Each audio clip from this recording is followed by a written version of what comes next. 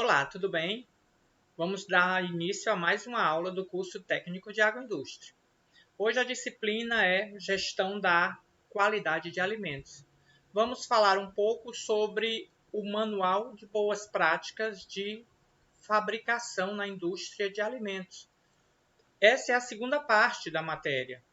A primeira parte a gente fez uma introdução, falou os conceitos sobre esse manual, porquê da sua aplicabilidade, e agora nós vamos entrar dentro do manual em si, ok? Vamos falar do documento propriamente dito. Esse documento, ele se divide em duas fases, a fase de generalizações e as fases do detalhamento. São várias etapas.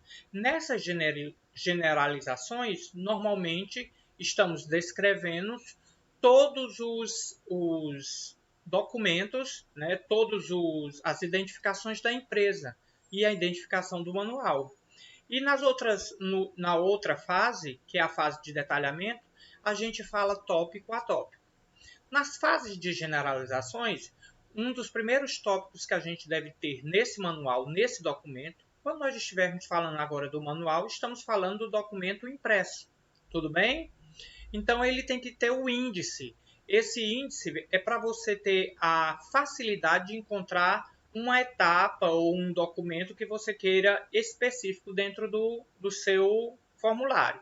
Né? Em seguida, a gente tem que fazer toda a identificação da empresa, desde a sua razão social até os seus produtos industrializados, cabendo dentro disso outros aspectos, como o alvará, ou seja, muita documentação, o registro no órgão de classe da pessoa que está descrevendo esse manual, o horário de funcionamento da empresa. Em seguida, a gente vai descrever nesse manual, nas próximas páginas, o organograma funcional, né? O âmbito de aplicação desse documento e as definições relacionadas a esse documento. Tudo bem? Então, tudo isso deve estar descrito nessas primeiras partes das generalizações. Um outro dado interessante é que cada página, após essa documentação inicial, é o cabeçalho. Né? Todas as demais páginas precisam conter um cabeçalho e um rodapé. Nós temos nesse slide, como a gente está vendo, um modelo de cabeçalho. Então, é necessário ter o logotipo da empresa, é necessário ter o número do documento a que se refere, se é um documento de revisão, quando foi feita essa revisão, quantas páginas de cada tópico está sendo abordado, qual a seção, que essas seções nós vamos começar a vê-las, qual o assunto está sendo abordado. Então, toda folha deve ter um cabeçalho. Assim como o cabeçalho, é necessário também, nessa estrutura do documento, ter um rodapé. Faz-se necessário em cada folha ter um rodapé. E esse rodapé ele deve ser assinado pela pessoa que elaborou o manual e pela pessoa que aprovou o manual. Se for a mesma pessoa, então essa mesma pessoa assina realmente nessas duas localidades. É necessário colocar a identificação dessa pessoa, inclusive o seu registro de classe, caso ou um carimbo com esse registro de classe. A partir daí, a gente começa a estruturar esse documento. Esse documento, cada folha, né, com esse cabeçalho, com esse rodapé que a gente falou, ele começa da seguinte forma. Ele precisa ter o objetivo. Em seguida do objetivo, ele precisa conter documentos de referências. Quais são esses documentos de referência? Normalmente, a lei que rege aquele tópico que você está falando. Ele precisa identificar também, nessa parte, no início, após o cabeçalho, o campo de aplicação desse manual. Aqui ele se refere definições de tudo que tiver contido ali dentro e as pessoas responsáveis. Pode ser o colaborador responsável por aquele setor. né? É necessário fazer todas as demais descrições e se tiver algum anexo, algum documento muito peculiar, fotos, ilustrações, isso pode ser colocado na parte de anexo. Então, a partir de agora, toda seção que nós veremos precisam ter essa estrutura: objetivo, documento de referência, campo de aplicação e assim por demais. A primeira parte do detalhamento, a gente vai falar sobre instalações fabris. Normalmente, essas instalações estão relacionadas às áreas internas, sobre a edificação, né? O material que é utilizado para a edificação dessa indústria alimentícia, os sanitários e vestuários que são direcionados para manipuladores, os que são direcionados para o setor administrativo. Tudo isso deve ser detalhado, tudo isso deve ser descrito nesse tópico de instalações fabris. Sobre a iluminação e instalação pública, sobre ventilação, o tipo de climatização, a ventilação, se é uma ventilação artificial, se uma ventilação natural, todos esses detalhamentos. Né? Precisamos também descrever aí sobre abastecimento de água, sobre como é esse esgoto sanitário, como é o esgoto da produção, ou seja, toda a estrutura sanitária da produção, dos banheiros sanitários, tudo isso deve ser descrito. Né? Além do processo de produção de frio, caso haja esse armazenamento ou acondicionamento no frio, o processo de armazenamento e principalmente o layout da indústria. Né? É necessário um fluxograma e um layout para que possa realmente identificar cada setor descrito nesse fluxograma. A segunda parte que a gente tem, né, a terceira parte, né, a segunda seção e a terceira etapa, no caso, a gente se refere a equipamentos móveis e utensílios. Nesse tópico, né, nessa seção, a gente vai descrever de que materiais são feitos esses equipamentos, tudo bem? A gente vai descrever como realmente é seu método de conservação, um método que é aplicado para fazer uma manutenção preventiva e uma manutenção corretiva. Tudo isso deve ser descrito. Quando um maquinário pode parar para esse tipo de manutenção, quais são as pessoas responsáveis e todos os registros relacionados a isso. Né? Uma outra etapa é a etapa de recursos humanos. Né? Então, nessa etapa de recursos humanos, a gente vai falar sobre o vestuário dos manipuladores, né? Qual é a qualidade desse vestuário, se é um vestuário específico para administração, um vestuário específico para produção, outro para o setor de armazenamento. É necessário também definir os hábitos higiênicos dentro da empresa, quais devem ser esses hábitos higiênicos, todos aqueles exames necessários, análises necessárias relacionados à saúde ocupacional, os exames relacionados à admissão desse funcionário, à demissão desse funcionário.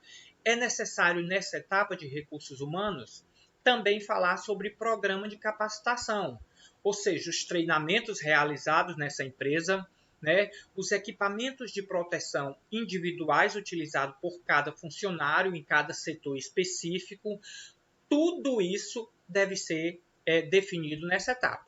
Até aqui, se nós observarmos, esse documento é um documento minucioso. E pelo que nós observamos, é um documento que tem inúmeros detalhes. Então, significa que não é um documento que se elabora da noite para o dia.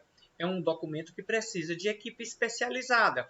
Um documento que precisa realmente de tempo para ser realizado.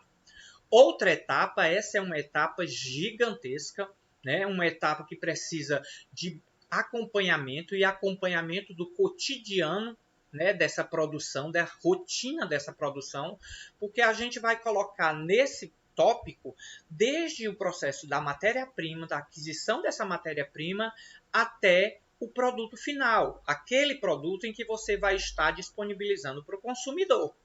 Lembrando que dentro dessa etapa também se coloca sobre os transportes utilizados, o tipo de transporte utilizado, né? A forma que é transportada. A gente vai utilizar também numerações de lote para ter a possibilidade de fazer uma rastreabilidade caso haja necessidade de fazer uma análise desse alimento que foi liberado para o consumidor. Então, todas essas etapas da produção devem ser descritas no manual de BPF. É necessário detalhamentos, é necessário estar descrito no documento todo esse processo produtivo. Também é necessário os programas relacionados à higiene, com relação à descrição de todos os produtos químicos utilizados. Os produtos utilizados para a higiene, para o processo de limpeza, para o processo de sanitização, os métodos de higienização. Lembre-se que nós temos métodos de higienização de equipamentos como a higienização SIP, que é a Clean and Place, nós temos higienização por imersão, nós temos higienização por higienização manual. Então, isso deve ser descrito.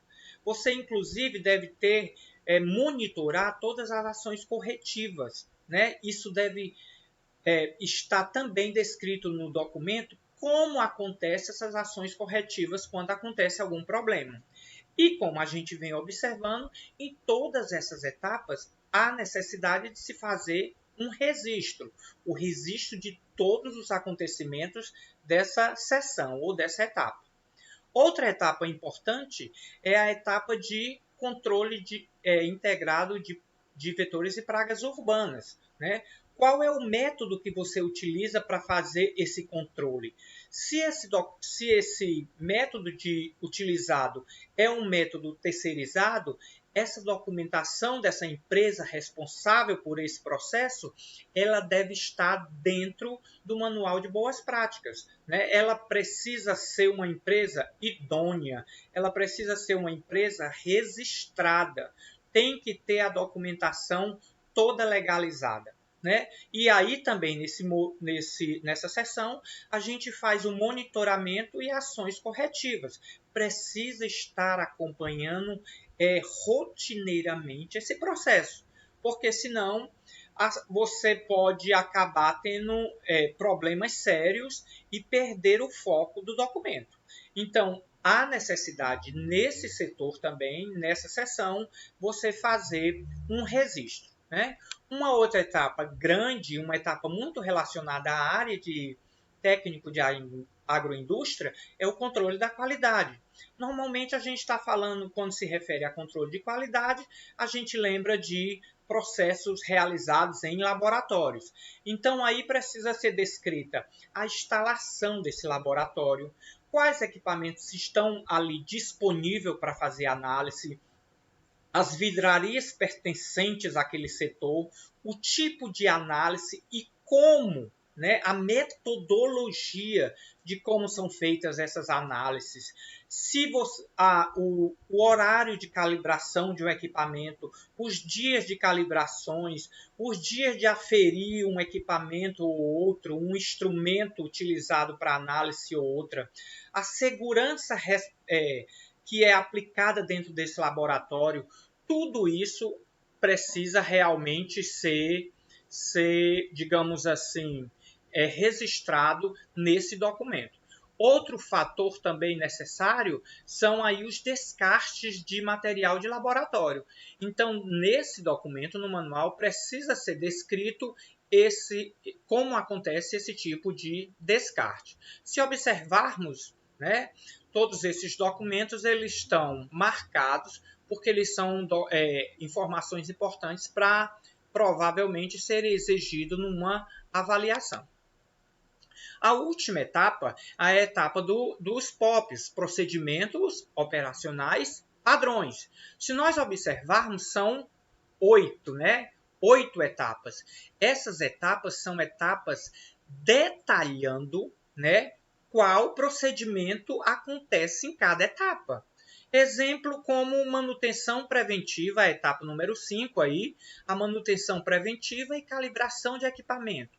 Aí eu preciso, nessa etapa, descrever detalhadamente qual o procedimento padrão realizado para fazer uma manutenção preventiva, uma calibração de um equipamento.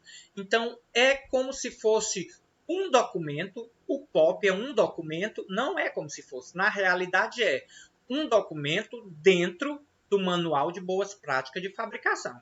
Então, essa é uma etapa em que a gente vai dar uma aula específica sobre o POP, né?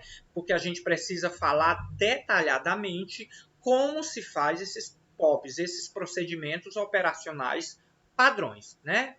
Aí a gente viu a prioridade que é você dar um documento como um manual de boas práticas de fabricação.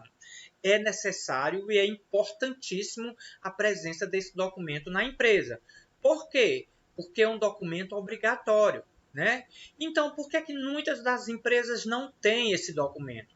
Porque muitas das empresas não desconhecem a necessidade de ter esse documento, a obrigatoriedade de ter esse documento, né? E ela faz parte da legislação sanitária. Então, as pessoas não conhecem a legislação e acabam realmente não fazendo a aplicabilidade desse documento. Ele é obrigatório, certo? Outro fato é a dificuldade em elaborar. Nós vimos, né, no decorrer desta aula toda, que é um documento difícil de elaborar, né? Sem dizer que ocorre despreparo da maioria das pessoas responsáveis. Na maioria das vezes, se determina uma equipe, pelo menos uma equipe de 2 a 3 pessoas, para se elaborar esse manual, porque é um documento com bastante detalhes.